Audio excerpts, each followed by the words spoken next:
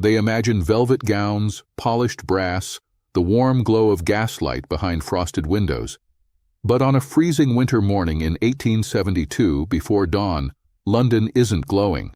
It's starving. In winters like this, the weakest don't simply suffer, they disappear. An elderly body without fuel fails quietly. A child without enough calories doesn't outgrow the cold. Hunger in London is rarely dramatic. It's subtraction. The cold sits inside the lungs like ground glass. Frost crusts the cobblestones. The Thames moves slow and black, carrying slush between its piers. In narrow rooms across the city, families wake before light because hunger doesn't wait for sunrise. Coal fires have burned down to ash. Bread from yesterday has hardened to stone, and somewhere in the dark, meat is already moving. That is the hidden question that hangs over the city. How does a metropolis of more than 3 million mouths eat in winter when the fields are frozen and the roads are mud? The answer begins long before daylight. Smithfield Meat Market at 2 in the morning is already alive. The square is a cavern of iron and shadow. Gas lamps burn low and yellow, their flames trembling in the cold. Frost clings to the iron railings. The stone underfoot is slick with a mixture of ice, straw, and something darker that seeps into the cracks and never quite leaves. Carcasses hang in rows like pale architecture. On a busy winter night, thousands of animals will pass through this square before sunrise. By week's end, the number rises into the tens of thousands. The city consumes at a scale that feels less like trade and more like appetite. Beef sides, stiff with cold, swing from hooks. Sheep dangle nose down, their ribs casting long bars of shadow. The air smells of iron and damp wool and the faint sweetness of sawdust thrown over blood. Porters move quickly, shoulders bent, boots striking hard. Their breath forms clouds that drift upward and vanish into the rafters. This isn't a picturesque market. It's a machine that cannot pause. Before most of London has stirred, the killing is already well underway. Many were driven in on the hoof from distant counties, hooves cracking on frozen roads. Some arrived by rail in the night, packed tight in wooden wagons, steam rising from their backs when the doors opened. A few came by ship from across narrow seas, salted or chilled by winter air. 3 facts break the illusion of gentility. First, there is no refrigeration in the modern sense. Winter itself is the only reliable cold storage. A mild spell can turn profit into rot within hours. Second, the slaughter often happens within the city's reach, sometimes within its boundaries. The sound of animals doesn't belong only to the countryside. Third, the poorest Londoners eat meat rarely, and when they do, it's often the cheapest cuts, already days old, sold late in the market cycle when the wealthy have taken the best. The grand buildings of the capital depend on this. The camera drifts upward, rising above the hanging carcasses to the roofline, where frost gathers along iron beams. Beyond the market, the city spreads in a gray expanse. Church spires pierce the fog. Chimneys exhale coal smoke that settles low, mixing with mist from the river. The streets form arteries, and through them will soon flow carts loaded with flesh. London looks monumental from here, but it feeds like an animal. Back at ground level, a porter grips a side of beef with both hands. The fat is hard as candle wax. His fingers are wrapped in rough cloth, not to keep them warm, but to keep them from splitting. He shifts the weight to his shoulder. It presses into bone. He steps carefully, because a fall here means not only pain, but lost wages. His day began yesterday. He may earn enough to pay for bread, rent in a shared room and a bit of tea, not enough to eat the meat he carries. His boots are damp. His socks are worse. Frost creeps into the seams of his coat. He doesn't speak much. Conversation wastes heat. Around him, transactions happen quickly. Butchers in heavy aprons inspect carcasses by lamplight. They press thumbs into fat, examine the color of muscle, glance at the marbling. Money changes hands in quiet exchanges. Credit is extended and called in. A poor decision here can ruin a shop. A spoiled shipment can ripple outward through entire neighborhoods. The system feels solid. It's not. Under the stone and iron lies another layer. Beneath the market runs a network of drains and channels, cut into the ground to carry away blood and offal. In heavy weather they clog. In warmer spells they stink. Rats know these passages well. They move through them with confidence, feeding on what the city discards. Disease doesn't announce itself. It travels in fur and water and unwashed hands. This is the first descent below the surface. The camera slips down toward the gutters, where diluted blood creeps between cobblestones and vanishes into grates. The smell intensifies here, metallic and sour. Sawdust clumps in red paste. A boy with a shovel pushes waste toward a drain. His sleeves are too short. His wrists are raw. He works quickly because the next cart is already waiting. Above ground, the market looks organized. Below, it's fragile. Step outward from Smithfield and the scale expands. Carts begin to leave in every direction as the hour approaches 4. Horse hooves strike sparks from frozen stone. Wheels groan under weight. The drivers wrap scarves over their mouths. They know the routes by memory. Some head toward the West End, where larger shops serve wealthier clients. Others turn east, toward crowded districts where families live packed in narrow courts. Distance is measured in cold. The farther the cart must travel, the greater the risk. A broken wheel, a lame horse, a delay at a crossing can mean spoiled goods. There are no insulated trucks, no electric chill, only winter air and speed. In small houses across the city, kitchens wait. In a narrow dwelling near Whitechapel, a woman rises from a straw mattress before light. The room holds the smell of damp wool and coal smoke. She shakes frost from the inside of the window frame. Her children sleep close together for warmth. She counts coins on a small wooden table. They aren't enough for a full joint of meat. When the butcher opens, she will ask for scraps.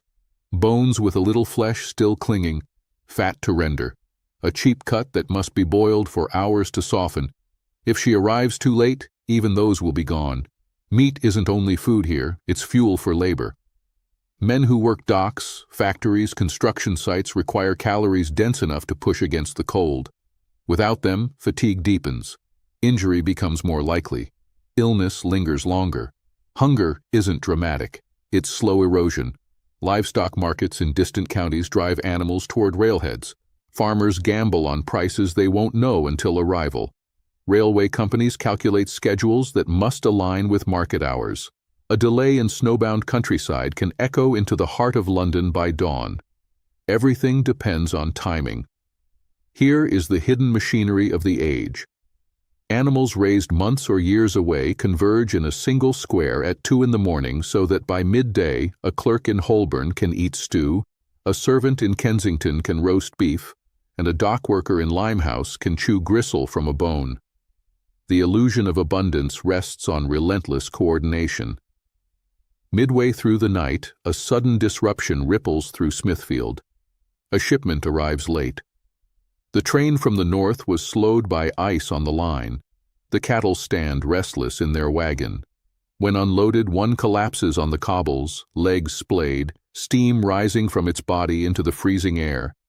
The crowd tightens.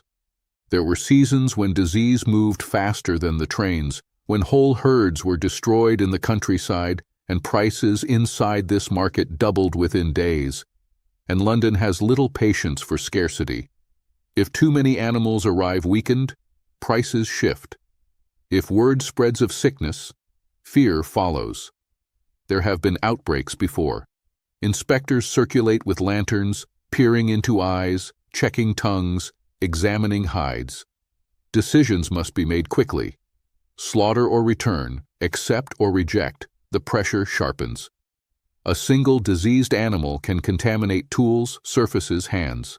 A single error can travel into kitchens across the city before anyone understands the source.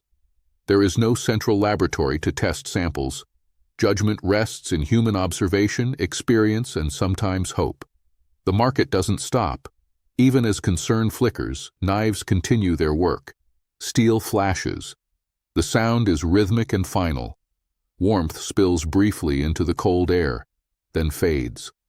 Porters adjust their loads. Buyers negotiate harder. The cost of uncertainty is passed along, coin by coin. From above, London resembles a living organism. Streets pulse, markets throb, chimneys exhale. Beneath this surface lies an intricate web of dependence. Farmers on weather, railways on coal, markets on trust, households on wages, bodies on protein. Remove one element and the strain shows quickly. 3 days of interruption would be enough. By the second morning, the cheaper cuts would vanish. By the third, queues would lengthen in the poorer districts. By the fourth, the city would feel something close to panic. London is vast, but its margin is thin. A coal shortage slows trains. A mild winter invites spoilage. A dock strike delays imported feed for animals. Each small failure pushes against the next layer. The city cannot grow its own food within its walls. It must draw life from elsewhere, constantly, and winter is unforgiving. By late morning, Smithfield begins to thin. The largest transactions are complete. What remains will be sold cheaper as the day advances. The stone floor is slick despite sawdust. Workers pause to eat their own meals, often bread and tea, sometimes a bit of dripping saved from better cuts. They rarely taste what they handle. The camera drifts once more toward the drains, where water runs darker now. Waste carts wait to carry offal away from the center. Some will be rendered into tallow for candles and soap. Some will feed pigs kept on the city's edge. Nothing is truly discarded. Even scraps have value. This is the unexpected mechanism. The market isn't only a place of sale. It's a transformation hub where animal becomes commodity, waste becomes resource, risk becomes routine, and human bodies become extensions of the system. Every tendon lifted, every wheel turned, every coin exchanged reinforces a network that keeps millions alive one more day. The price is constant exposure. Infection enters through small cuts. A slipped blade can end a career. Years of lifting weight bend the spine and stiffen the joints before middle age. The system feeds millions, but it shortens the bodies that sustain it. By afternoon, households across London prepare meals. In wealthier homes, joints of beef roast before coal fires, fat hissing, scent rich and heavy. In poorer quarters, pots simmer slowly, bones knocking against tin as thin broth forms. Children hover near stoves. Steam fogs low ceilings. For a moment, warmth replaces frost. Few think of the hour when the market opened. Fewer still consider the collapse of a single animal on frozen stone, or the boy shoveling waste toward a drain, or the porter whose shoulder bears a bruise the size of a plate. Yet the meal depends on all of them. As evening falls, the cycle prepares to begin again. Orders are tallied. Animals are already moving along dark roads toward the city. Rail schedules are checked. Knives are sharpened. Straw is laid down fresh over old stains. London will wake hungry tomorrow. It will be fed before dawn. And beneath the iron roof at Smithfield, in the freezing dark, the invisible machinery of an empire will turn once more, driven not by grandeur, but by necessity. The modern city eats differently now. Cold is manufactured. Distance is measured in hours by air rather than days by rail. Inspection is standardized. Light burns bright at any time of night. Yet the underlying truth remains unchanged. Vast networks labor in darkness so that morning plates appear full. Stand again in that winter square in 1872. Feel the cold underfoot. Smell the iron in the air. Hear the hooves, the wheels, the low murmur of trade. The question lingers quietly. If the flow had faltered for even a few days, what would have happened to London?